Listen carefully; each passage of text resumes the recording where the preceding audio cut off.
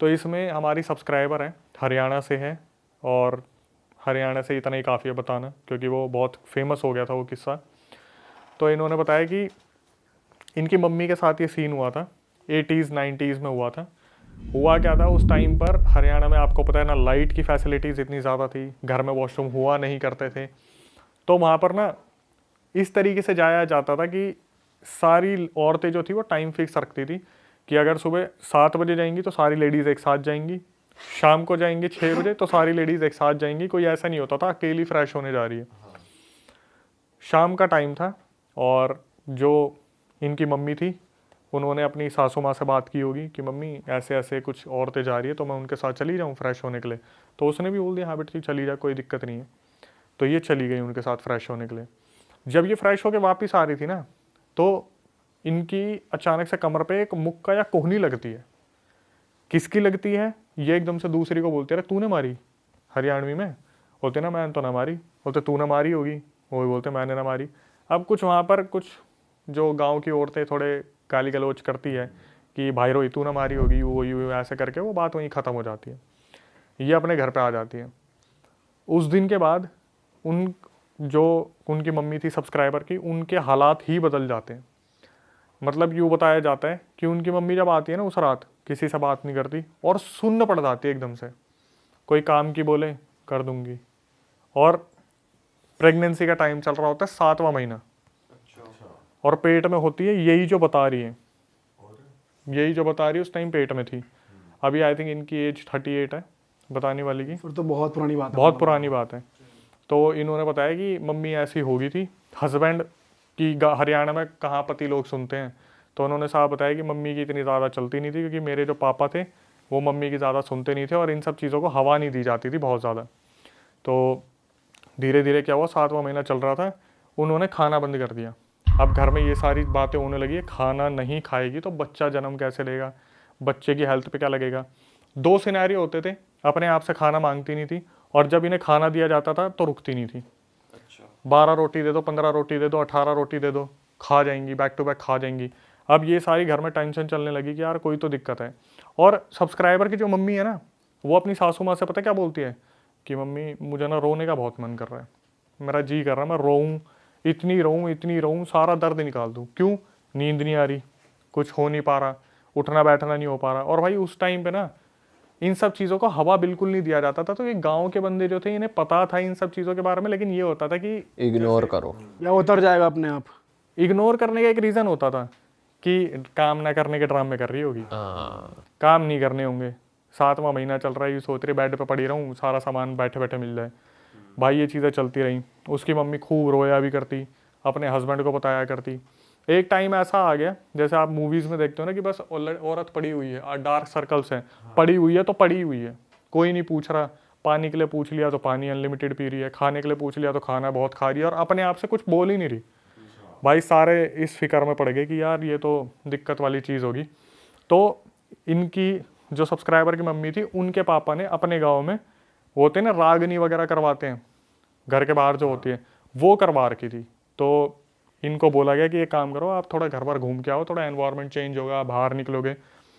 भाई 7वां महीना चल रहा था, जब ये अपने पापा के घर के सामने पहुंची ना, इनका पैर फिसल गया और ये पेट के बल गिरी। तो वहाँ जितने भी बुजुर्ग थे वो हुक्का हुक्का पी रहे थे, वो अचानक से उठ के भाग रहे, छोरी एकदम से गिर गई, क्या बात होगी।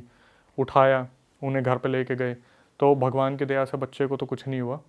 वहाँ पर जब ये लेटी हुई थी तो अपनी मम्मी से तो कोई कुछ नहीं छुपाता, लड़की की मम्मी ने अपनी मम्मी को बोला कि मम्मी मेरे साथ बहुत बुरा हो रहा है, मेरे को कोई खा रहा है, मेरे को ऐसा दिखता है कोई छोटा सा कुछ जैसे 1.5 फुटिया होता है कोई छोटी एंटिटी मेरे पास, कच्चा कलवा या 1.5 फुटिया जो भी छोटी सी एंटिटी है, वो रात को मेरे पास आती है और मेरे पैर खाती है, मेरे हाथ खाती है, मेरी कमर खाती है, मुझे नोचती है, मेरे गले पे खाती है और मैं किसी को कुछ नहीं बता सकती, वहाँ मेरी कोई सुनता भी नहीं है।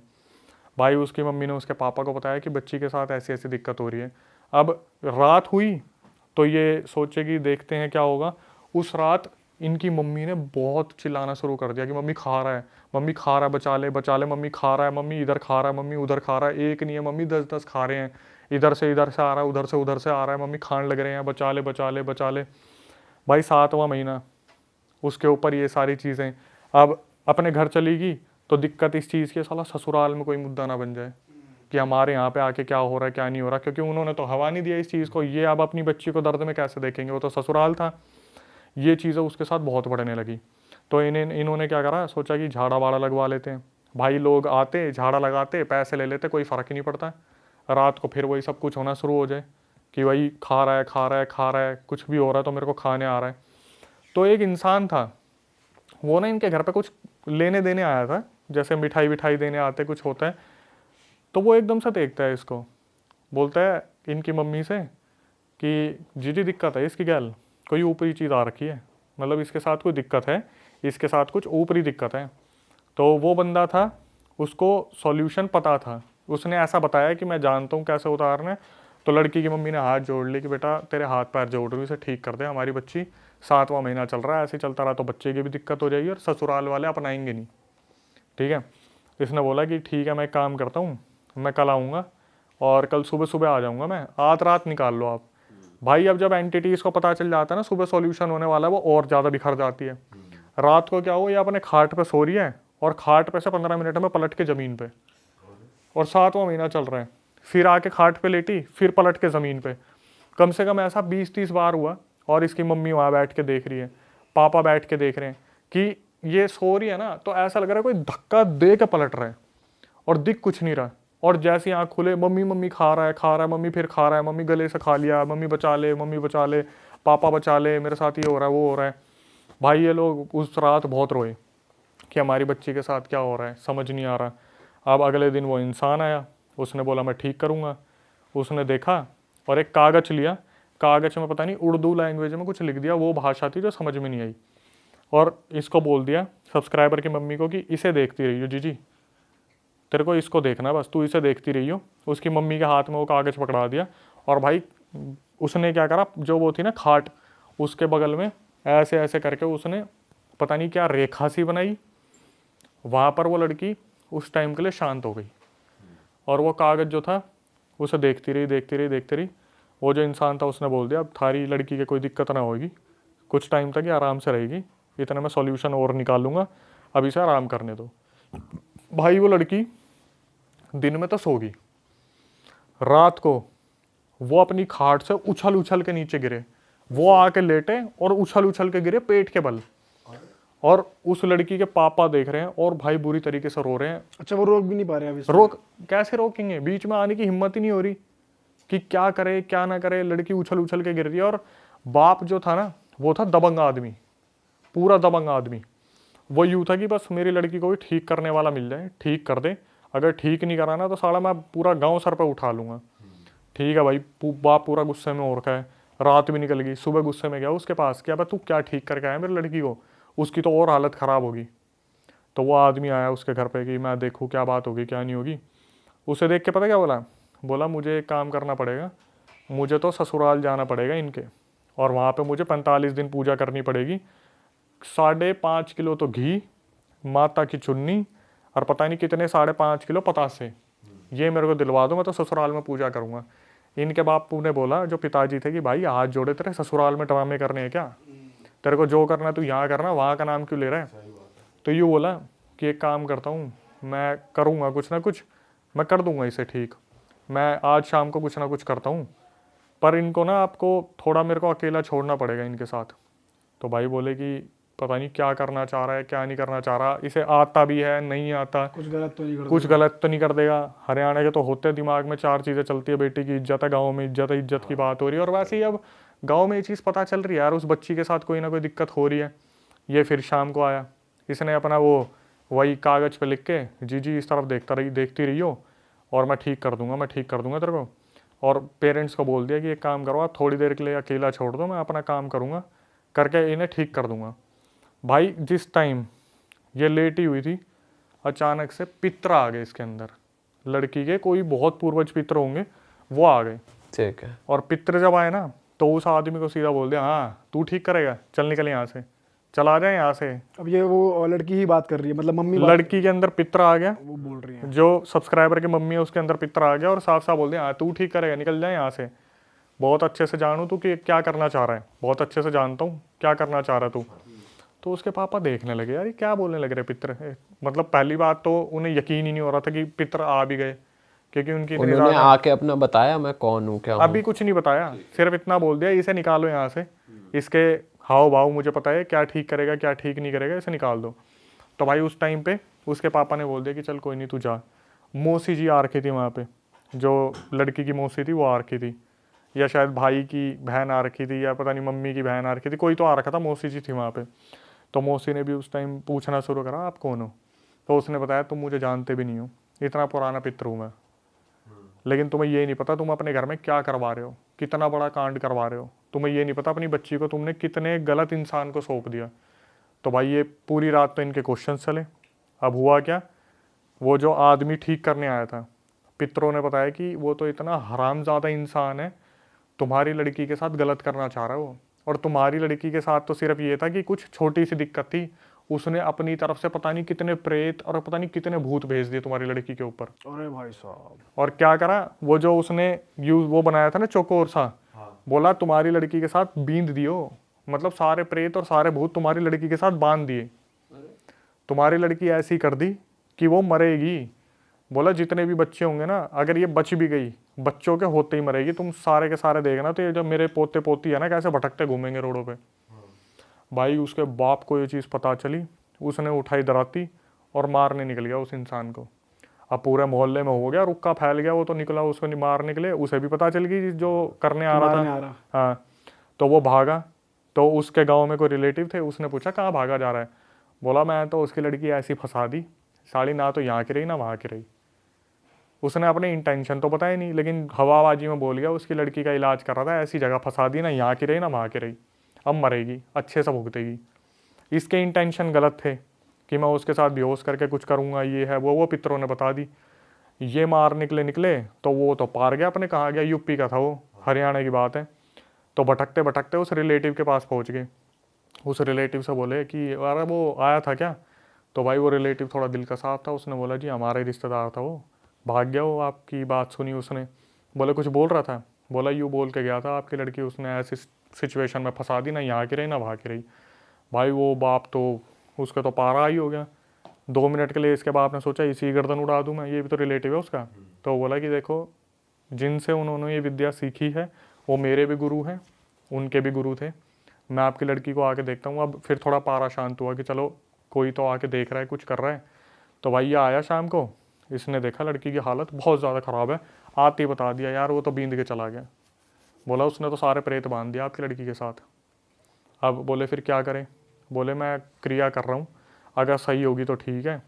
इसने क्या करा, उस टाइम पे वो होता ना लालटेन, रात को सारी लाइटें बंद करवा दी जो बची कुछ थी, एक लालटेन जला दिया। बोली जी इसको देखती रहे, इसको देखती रहे, मैं अपने आप क्रिया करूँगा, ठीक हो जाएगी। इसने क्रिया स्टार्ट करी, वो लालटेन को देख रही थी जिसके साथ दिक्कत हो रही थी। जितने भी भूत प्रेत थे भाई उन्होंने लड़की को साक्षात खाना शुरू कर दिया। वो फिर चिल्लाना शुरू कर दी जो लड़की थी, खा रहे हैं मतलब वही चुभना शुरू हो गया, वो खा रहे हैं, वो लड़की चिल्लाना शुरू करा, मम्मी आ गए, मम्मी खा रहे हैं, मम्मी बचा ले, पापा बचा ले। अब ये देख रहे हैं, इनसे देखा नहीं जा रहा उस चीज़ को, यार क्या हो रहा है क्या नहीं हो रहा। अब वो लड़की जो लेटी हुई थी वो फिर खाट से वो नीचे गई सीधा एकदम से पेट के बल। भाई इसके बाप ने बोला तू छोड़ दे। बोला ऐसे ही वो ठीक करने वाला, ऐसे ही तू ठीक करने वाला, तुमसे कुछ नहीं होने वाला।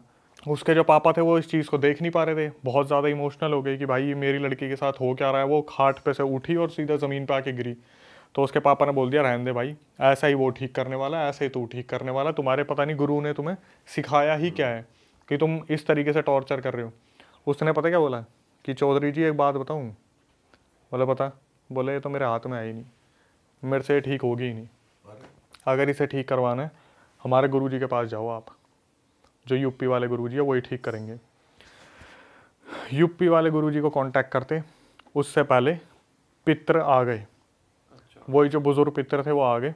उन्होंने बोला ऐसा है, इसे कहीं ले जाने की ज़रूरत नहीं है, इसके ऊपर उस आदमी ने घाल दिए, चौकी वोकी छोड़ दिए, प्रेत बांध दिए, पहले वो शरीर से निकालनी पड़ेगी। तो बोले अब क्या करें। अब इसके पापा तो भरोसा भी नहीं कर रहे थे उस चीज़ पे, क्या पता कोई एंटिटी बोल रही है अंदर से। तो मौसी जी जो थी उन्होंने बोला कि लाला नाम था, लाला थोड़ा शांत हो जा, एक बार सुन ले इसकी बात, क्या बोल रहे हैं, हमारे पितर हैं। तो उसने बोला कि एक काम करना, गांव की जो बाउंड्री है ना, रात को 12 बजे वहाँ लेके जाना, तो ये बोले कि लड़की की क्यों तुम खिल्ली उड़वा रहे हो, बेइज्जती करवा रहे हो, साला पूरे गाँव में फेमस हो जाएगा, हम क्या कर रहे हैं क्या नहीं कर रहे, लड़की के साथ क्या दिक्कत है। बोला तुम्हारी बेइज्जती नहीं करवाऊंगा मैं, इसे उस बाउंड्री पे लेके जाओ, बाउंड्री पे बैठाओ, मैं अपने आप ठीक करूँगा, इसे अपने आप ठीक करूँगा। भाई इन्होंने वो उस टाइम पर गाड़ी वाड़ी हायर की होगी।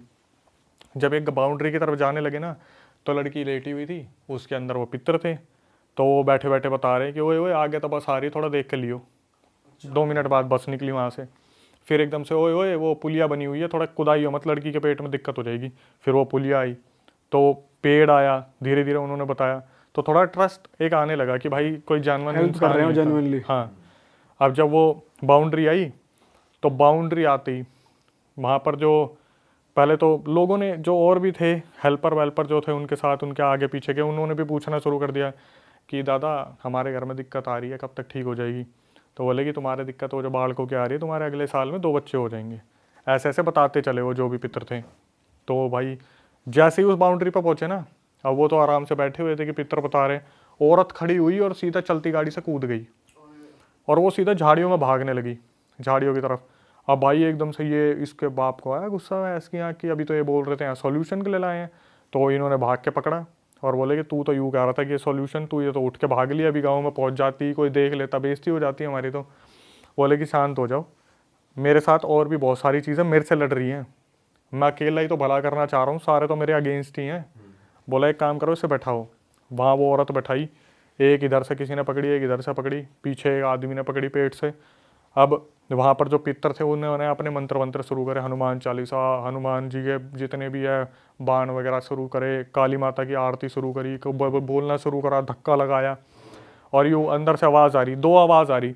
एक तरफ से पितर बोल रहे हैं कि ये छोरी कोई जाता दिखे तो बताइयो, तो दूसरी आवाज़ आ रही है, ना ना अभी तो कोई ना गया, मतलब कोई जाता दिखे तो मुझे बताइयो, निकले एकदम से तेरे अंदर से कोई एंटिटी तो मुझे बताइयो। लड़की बोली नहीं अभी नहीं निकला।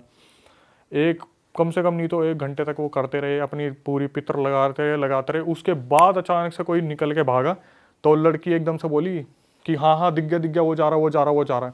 कोई चीज़ निकली जो किसी और को नहीं दिखी और सीधा झाड़ियों की तरफ भागी। तो एकदम से जब ये चीज़ बोली तो भाई पापा को बहुत संतुष्टि हुई कि चलो भाई कोई चीज़ थी, वो निकल के भाग गई। तो एकदम से पितर बोलते कि लड़की थोड़ी सी ठीक कर दी है, अब इसे घर ले जाओ, इसे आराम करने दो। भाई लड़की को घर ले गए, 1 हफ्ता बिल्कुल ठीक रही, 1 हफ्ते तक बिल्कुल ठीक रही। उसके बाद क्या हुआ, 1 हफ्ते बाद फिर उसके साथ दिक्कतें शुरू। अब बोले कि भाई यूपी वाले गुरुजी को बुलाओ।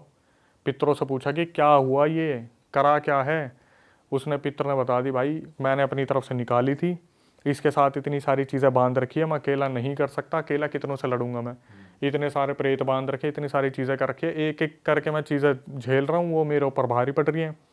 पितरों ने बोला एक काम करो, वो जो जिसकी बता रहे थे उसे लेके आओ, वो इंसान ठीक है और उसके पास है नॉलेज। भाई उसे बुलाया गया। अब वो आए ना यहाँ पे, वो बोले आप यूपी आओ। तो उस टाइम में 5,000 रुपये खर्चे आया था टोटल, और उस टाइम में 5,000 सोच लो कितने होते होंगे। इन्होंने ये वहाँ पे लेके पहुँचे यूपी वाले गुरुजी के पास।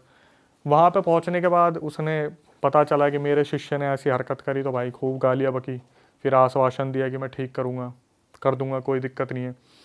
अब शुरू से ही मैं नहीं बता रहा था कम्युनिटी में, वो मौलाना थे जो उनके शिष्य थे, वो मुस्लिम थे। तो जो मौलाना थे उन्होंने बोला आप दरगाह में लेके आओ इन्हें, मैं ठीक करूँगा। अब उन्होंने बोला कि एक काम करना, लड़की को लेटाओ और आप सब थोड़ा बैठो। तो उसके पापा को लगा, बोल रहे बाहर बैठो। बोले ना जी ना, लड़की ना, हम अकेला को नहीं छोड़ेंगे। बोले नहीं मैं ये नहीं कह रहा, इसे अकेला छोड़ो, आप लोग बैठो, सारे यहीं बैठो जितने भी आए हो। भाई वहाँ बैठे। अब जब शुरू करा एक्सॉर्सिज्म, उसके अंदर से भाई एंटिटी बदल के आवाज़ें शुरू हो जाए, मल्टीपल।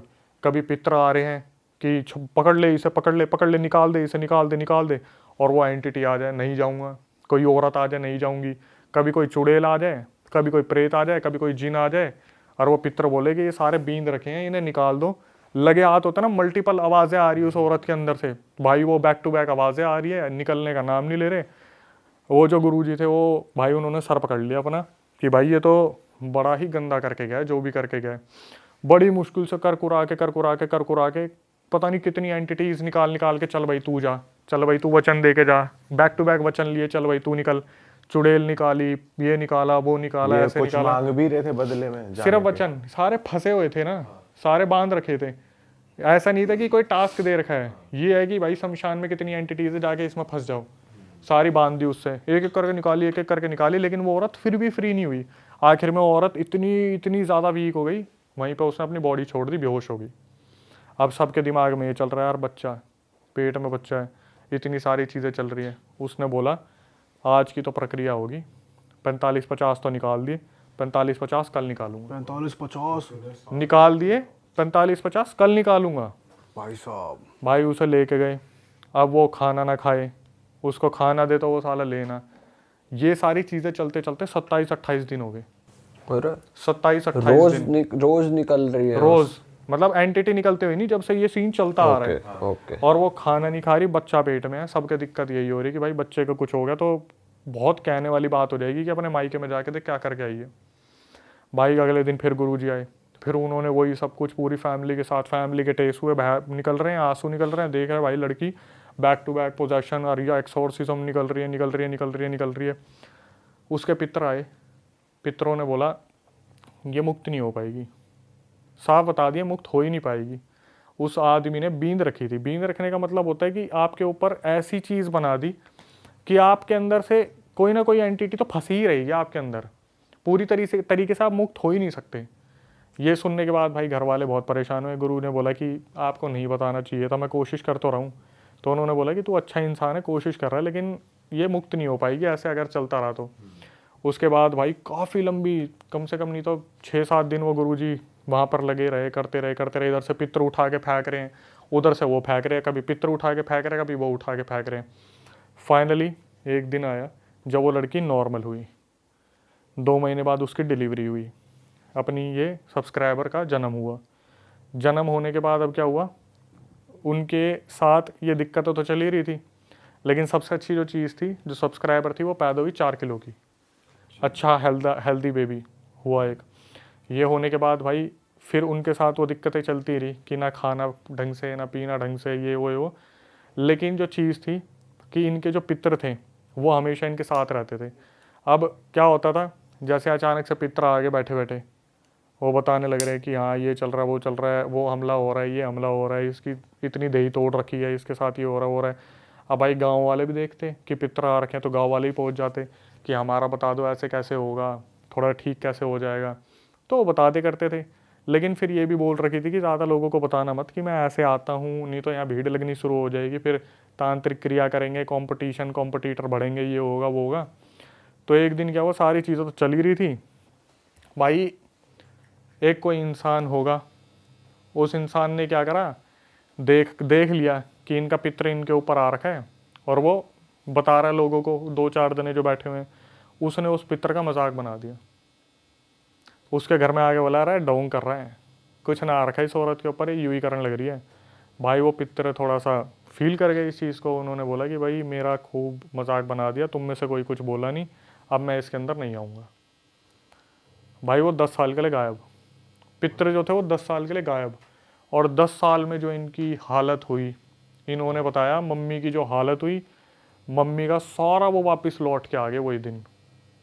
वही सारी एंटिटीज, वही सब कुछ, पूरी तरीके से पोजेशन, पूरा घर में हंगामा बचा हुआ आ गए दोबारा। सारे धीरे धीरे फिर वही कंट्रोल करना शुरू, वही सारी चीज़ें जो सॉल्व करी थी सिर्फ एक मजाक उड़ाने के चक्कर में, सारी चीज़ें उसी तरीके से हो गई। इसके पापा ने ट्रैक्टर लिया था, जो सब्सक्राइबर है, घर के आगे से ट्रैक्टर चोरी हो गया। दूसरा ट्रैक्टर लिया, साला वो भी चोरी हो गया। तीसरा ट्रैक्टर किसी के पास खड़ा करा था, उसका तो चोरी हुआ, साथ में बगल वाले का भी चोरी हो गया। 22 लाख रुपए उस टाइम ये कर्जे में चले गए थे, अपनी सारी ज़मीन बेचनी पड़ गई। और जो मम्मी जी थी वो सिर्फ एक ही बात बोलती थी कि मैं हाथ जोड़ रही हूँ, हमारे पितरों हमारी रक्षा करो, हमारा इतना लॉस हो रहा है। 10 साल बाद वो पितर सामने आए, तो इन्होंने बोला कि जब हम लूट लिए तब आप सामने आए हो, क्यों नहीं आए थे? तो पितरों ने साफ बोल दिया, और ये एक इन्फॉर्मेटिव चीज़ भी है कि मैं आ जाता, पर तेरा पति दारू इतना पीता है, ये जिस घर में दारू चलेगी उसमें मैं कैसे आ जाऊँगा? वो तो मैं इसलिए आ गया कि तेरे बच्चे ऐसे नहीं हैं, अगर बच्चे भी ऐसे होते तो मैं नहीं आता। उसके बाद इन्होंने बताया भाई हालत धीरे धीरे सुधरनी शुरू हुई, हमारी चीज़ें जो चोरी हुई थी उसका पैसा हमें मिलना शुरू हुआ, पितर आने के बाद हमारी हालत सुधरनी शुरू हुई। लेकिन अभी तक ऐसा है आज के टाइम में जब से अब तक कि उनकी मम्मी की तबीयत बहुत ज़्यादा ख़राब रहती है। जो पितर हैं वो बहुत रिस्पेक्टेड हैं।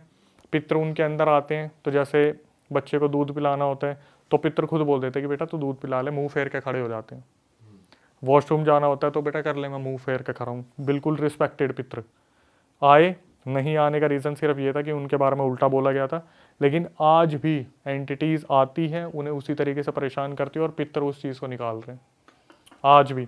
और उन्होंने ही बचाया हुआ है एक तरीके से। यहाँ पितर बहुत बड़ा रोल प्ले करते हैं। यहाँ पे वो गुरुजी भी काम नहीं आए। गुरुजी ने तो एक टाइम पे अपना फिर जितना से हो नहीं सकता था, फिर से नहीं गए वो गुरुजी के पास। अब उन्होंने इस चीज़ को ढाल लिया कि पितर ही बचाएंगे। वो डेली निकालते हैं एंटिटीज़ अपने अंदर से, लेकिन इस चीज़ को उन्होंने साफ बोल दिया कि अक्षय भाई प्लीज़ लोकेशन के बारे में मत बताना, नहीं भीड़ लग जाएगी पूछने वालों की।